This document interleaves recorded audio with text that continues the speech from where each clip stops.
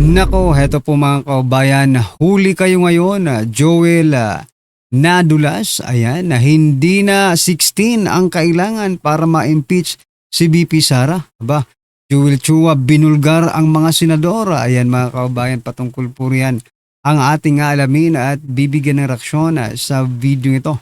Pero bago po natin simulan yan mga kaubayan, palike naman po ng video ito.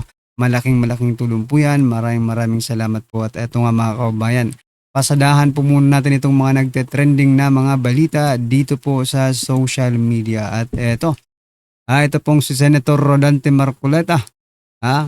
Mayroon po siyang pahayag. Ayon po dito sa kanyang pahayag, hindi po tayo ganap na malaya dahil nakagapos ang ating kakayahang magsiwalat ng katotohanan sa likod ng mga anomalya at malaganap na pagnanakaw sa kaban ng bayan. Correct? Palakpakan po natin. No? So, hindi po talaga malaya ang ating mga senador. Wala silang kayalayaang mag-imbestiga. Ngayon nga, sinisikil ang kanilang pag-iimbestiga. Gustong gurgurin, i-stop, ihinto. Diba? At all cost, gusto pong, diba, patahimikin na lang sila. At wag na mag-imbestiga. Yan po sa flood control na yan mga kaubayan. Diba? Kaya tama po itong sinasabi ni Senator Rodante Marcoleta na hindi sila hindi siya ganap na malaya dahil nakagapos ang kanilang kakayahang magsiwalat ng katotohanan sa likod ng mga maanumalya at malawakang flood control iskandal na ito mga kaubayan. Grabe Pero yung iba malaya Malaya pong magsinungaling, malayang pagtakpan yung mga, diba? Pagtakpan yung mga mastermind, malayang protektahan yung mga mastermind. Okay? Malayang i-divert yung mga national issue na talagang pressing issue mga kaubayan. Pero malaya po nilang nadadivert mga kaubayan. At sinusuportahan pa ng Malacanang. Pero kapag ikaw naman po mga kaubayan ay nagsisiwalat ng katotohanan about dito sa mga anomalya at malawakang pangkukurakot, pagnanakaw sa ating bayan, kayo po ay nakagapos na tila bang kayo ay walang karapatan, diba? Na magpahayag ng inyong damdamin patungkol po dito mga karabyo natin, no? Ay nako. Anyway, eto mga kabayan, pasadahan din po natin itong si Senator Chis Escudero. Sabi po dito, mabuhay ang ating inang bayan, mabuhay ang kalayaan. Ayan mga kabayan. Ang masasabi ko lang dito ay utot mo. Hindi ka para sa bayan, para ka lang sa sarili mo at sa mga politikong gumagamit sa iyo. Diba? Yun ang masasabi ko. Hindi ka malaya, Escudero. Ikaw ay alipin ng mga mastermind. Diba? Ikaw ay alipin ng mga nasa likod ng mga nangyayaring nakawan sa ating gobyerno. Diba? You are not free. Diba? Hindi ka malaya. Wala kang kalayaan sapagkat ang mas maganda pa nga si Senator Jinggoy Estrada. Mas malaya pa sa'yo si Senator Jinggoy Estrada. Nakakulong man Senator Jinggoy Estrada pero hindi niya po ipinagpalit ang katotohanan para sa kanyang kalayaan. Ikaw, Senator Chis Escudero, pinagpalit mo ang paglabas ng buong katotohanan sa iyong kalayaan. Dahil 3 po sa 5 mong kaso ang dismiss agad. Matapos kang bumaliktad, matapos kang tumalon sa kabilang bakod. Diba? Kaya masasabi talaga natin dito, hindi ka totoong malaya. Mas malaya pa sa'yo si Senator Jinggoy na nakadetain ngayon. Diba? Anyway, ano pong masasabi niyo dyan mga kababayan? Just comment down below. Kasi may papasadahan pa po tayo mga kababayan na marami po ang nag-react at bumatikos dito kay Senator Migs Subiri. Sabi po kasi dito sa balita, Mig Subiri, pumalag sa mga bumabatiko sa kanyang pagyakap sa mga biktima ng lindol. Ayan mga kabayan. Alam mo kasi, Senator Migs, no? Pwede ka namang magpa-epal-epal, no? Pero ang sobrang epal ay hindi po yan makakalusot sa public opinion and public eye. Di ba? Palagi kang makikita ng tao. Lalo na ngayon. Di ba? Kasi ginagamit nyo kasi itong mga ganitong klaseng for PR, photo ops, di ba? Kunyari, tutulong, di ba? Sabi po dito, ganyan naman minsan ang buhay public service. Pumunta ka at tumulong, may banat. Hindi ka pumunta at hindi ka tumulong, may banat pa rin. Utak talangka ang tawag dyan. Aray ko po. Senator Migs, pwede ka namang tumulong. Pero huwag ka lang magpanggap. Di ba? Ang pagyakap-yakap po ay pagpapanggap na po yan mga kababayan para sa atin. Pupunta ka, yayakapin mo sila. Yayakapin mo sila. Senator Migs. Ay nako. Ano pong masasabi niyo dyan mga kababayan? Pero itong, tingnan natin kung ano pong naging komento ng ating mga kababayan. Ayan sabi po, silupin yata ito. Sabi po dito ni Eton Cabaral, never trust politicians' act of kindness, especially when the cameras are flashing. More often than not, it's just a publicity stunt to gain sympathy. Orokan, ayan mga correct, di ba? Correct. Palakpakan po natin. Sabi naman po dito ni Glenn, pakitang tailang, ayan mga kababayan. Sabi po dito, pakitang aso lang yan, may camera kasi. Correct.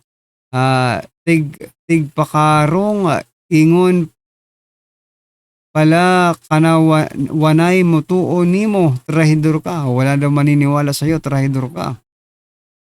May planong tumakbo sa mataas na posisyon to. Kaya nagpakitang tao muna yung ibang kasama. Kaya nito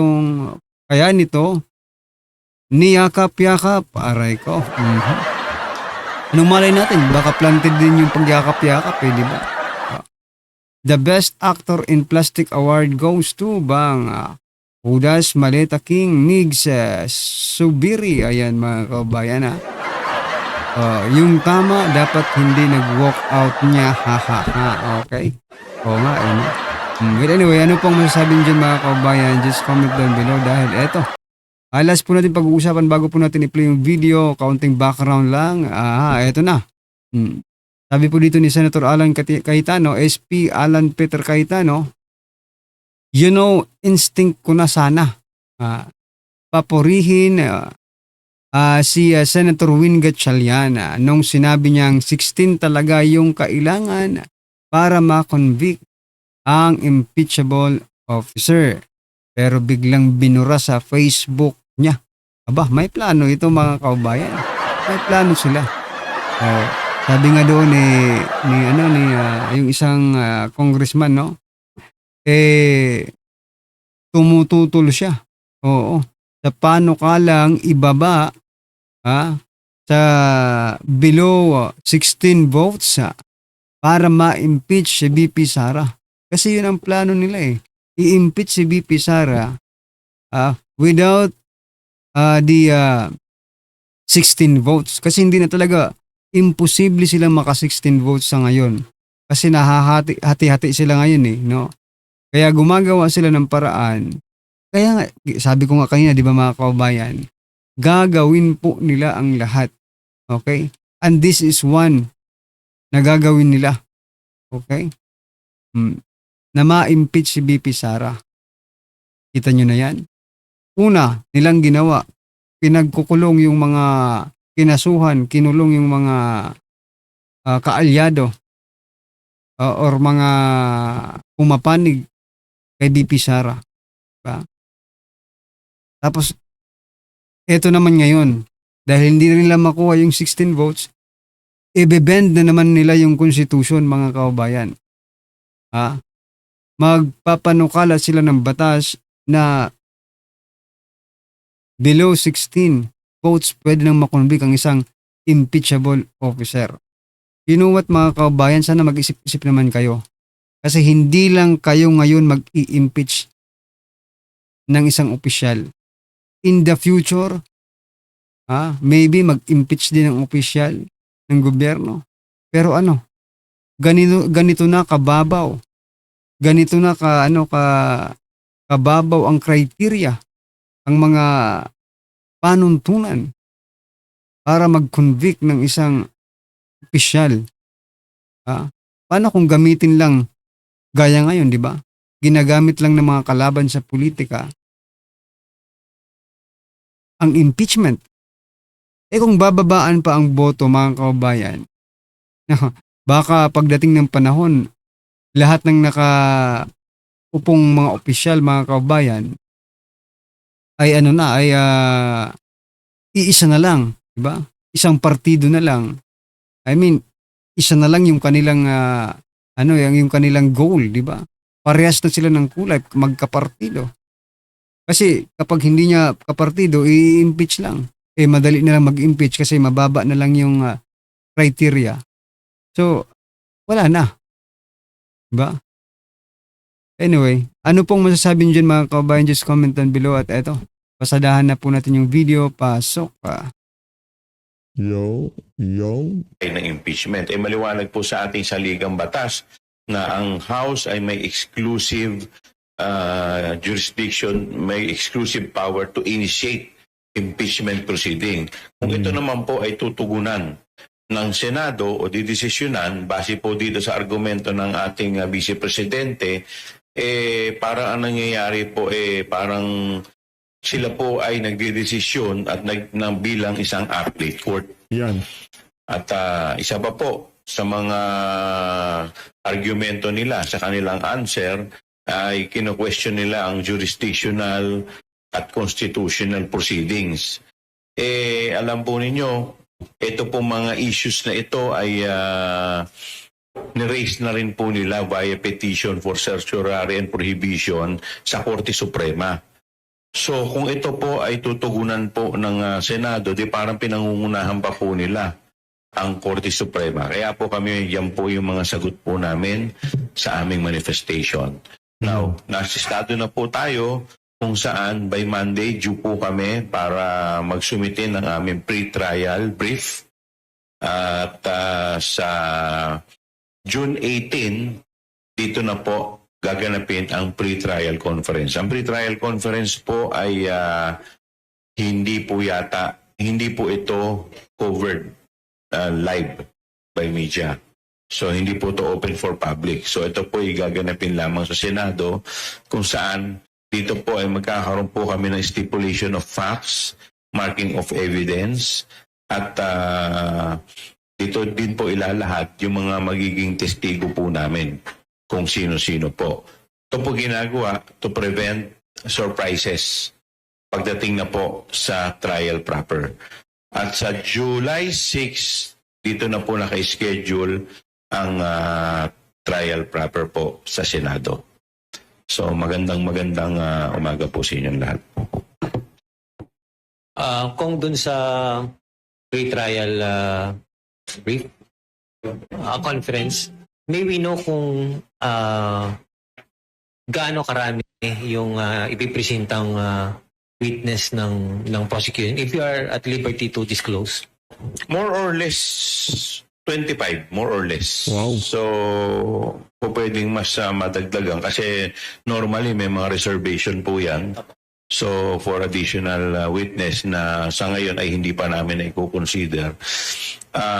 So, more or less, yan po yung magiging... pero ang pinakamarami po kasi dyan is yung dalawa, yung sa unexplained wealth at saka dito po sa confidential fund.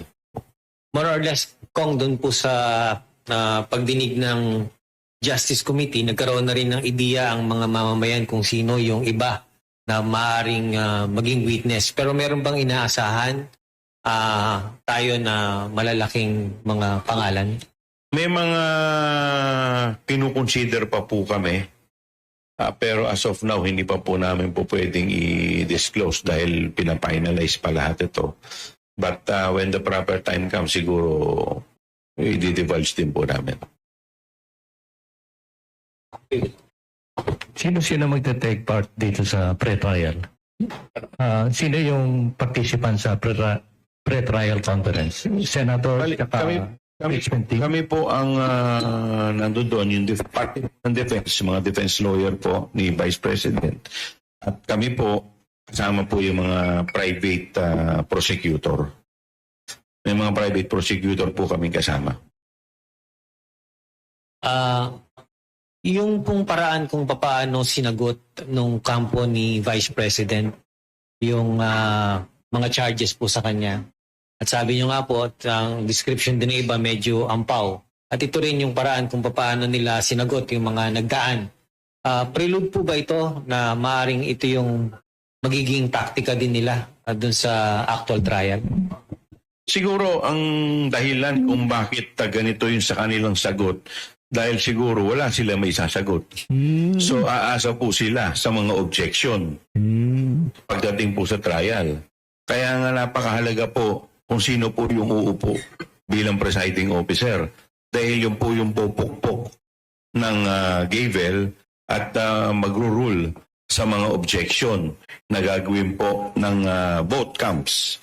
So, kaya nga po kami, hindi naman po namin hinihingi na kampihan kami. Ang gusto lamang po namin ay isang maging, ang isang hukom na wala pong pinapanigan, bagkus ang taong bayan. Yun lang po yung gusto namin para maipresenta po namin ng maayos ang aming mga ebidensya. Kasi kahit gaano po kabigat ang aming ebidensya, kung ito naman po ay hindi papayagan ng presiding officer o ng mga senator judges, at ng mga senator judges, magiging baliwala lamang po ang mga ebidensya.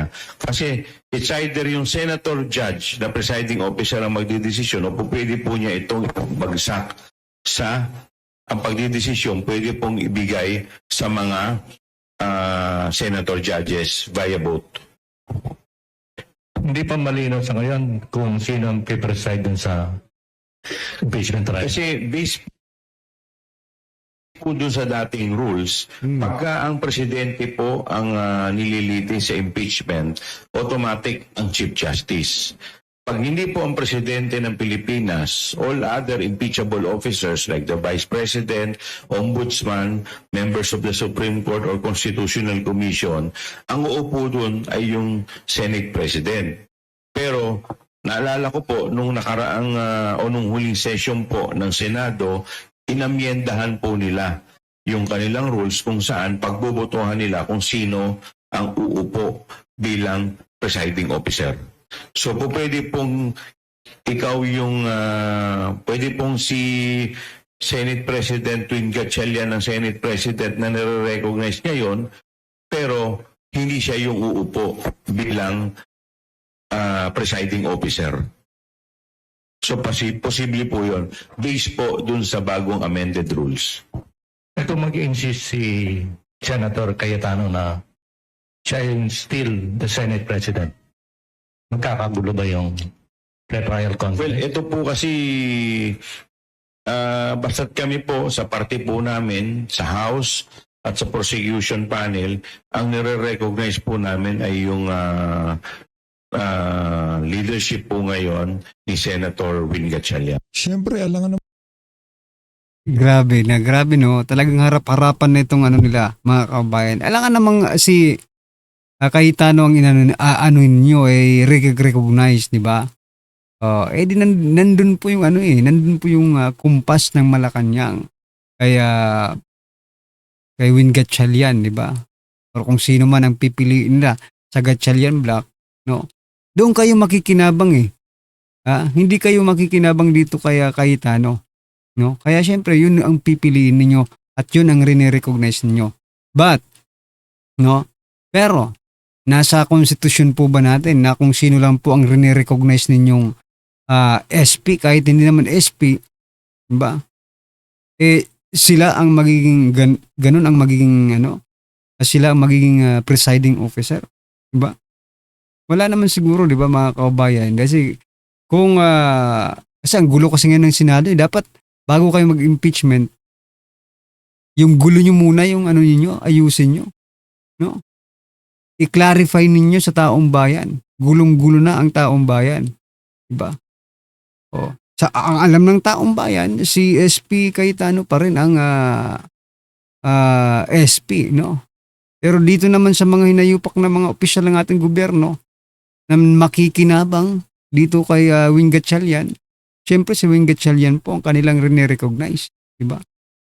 O, tulad ng Malacanang, makikinabang sila dito kay Wing Gatchalian. Tulad rin dito kay Joel Chua, di ba? Makikinabang sila kay Wing Gatchalian. So, dyan pa lang mga kababayan, no? Wala na. Kahit hindi na siguro mag-impeachment, mga kababayan, hindi na mag-trial, i-convict nyo na lang si BP Sara. Ganon din naman eh. Di ba? Parang, ano na to, parang na-set up na eh, ang lahat-lahat. Ang kulang na lang, decision na lang, mga kababayan. Anyway, ano pong masasabi nyo dyan mga karabin natin? Just comment down below at syempre huwag mong kalimutang i-like ang video ito. Malaking tulong po yan. Maraming salamat po.